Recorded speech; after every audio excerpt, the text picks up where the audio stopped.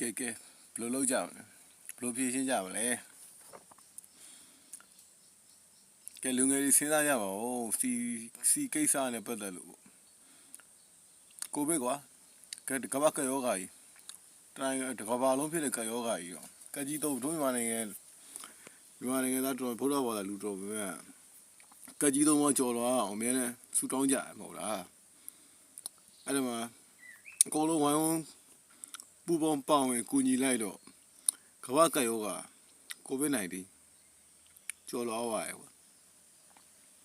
ကဲအခုစစ်ဖြစ်တယ်လူတွေတည်ကြည်ပျက်စီးတယ်အဲ့ဒါနဲ့အတူဘာဖြစ်လာလဲဆိုငတ်မခေါင်းပါတော့ဟိုမြန်မာနိုင်ငံငတ်မခေါင်းပါခြင်းအစဟိုစီပြက်လက်တာတွေကဲဖြစ်ပြီဘယ်လိုဖြေရှာကြမလဲလူငယ်မျိုးတွေဖြေရှာကြအောင်ဟိုရင်တော့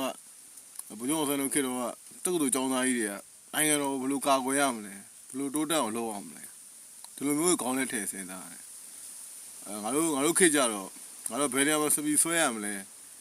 ဘယ်နေရာမှာတွတော့ဆော့ရမလဲဘယ်နေရာမှာဘယ်ကောင်မလေးနဲ့ဘယ်လိုသွားရမလဲအဲ့ဒါကြီးကြော်ကြတော့တော်ကြတော့တော်တယ်မျိုးအစီပြဿနာကိုဘယ်လိုဖြေရှင်းကြမလဲရှိတဲ့စီတွေကိုဘယ်လိုခွဲဝေသုံးဆွဲကြမလဲဖြေရှာကြည့်အောင်ဟာဘူးဆိုကွာလေတွေကအခုစီမရှိလို့မရိတ်ကောက်ကျွန်းကြနေကဲအမဆန်အိုးကွဲတော့မှာ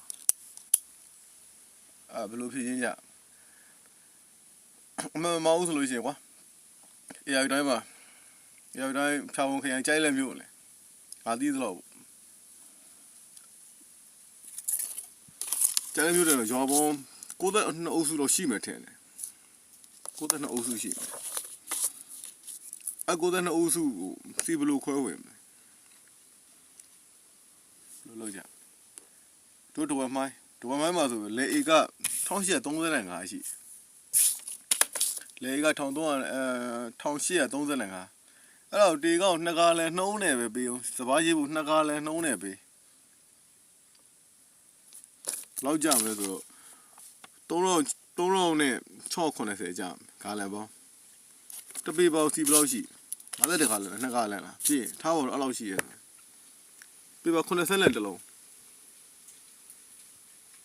ဘယ်လိုလုပ်ကြ